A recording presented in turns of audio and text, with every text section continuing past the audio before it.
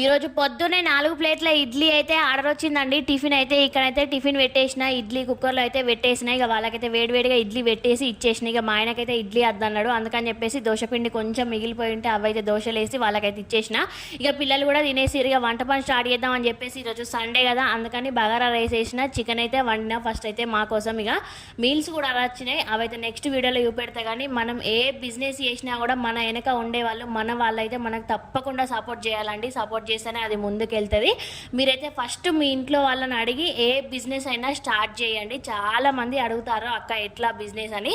నేను ఒక long video upload చేస్తాను అండి, తప్పకుండా చూడండి. అందరూ కూడా ఇట్లా స్టార్ట్ వీడియోలు అలా చెప్తే ఏం అర్థం కాదండి, ఓకేనా. ఈరోజు సండే స్పెషల్ అయితే మాది బగారా రైస్ చికెన్ కర్రీ. మరి మీరేం చేసుకున్నారు? తప్పకుండా కామెంట్ బాక్స్లో కామెంట్ చేయడం అస్సలు మర్చిపోకండి.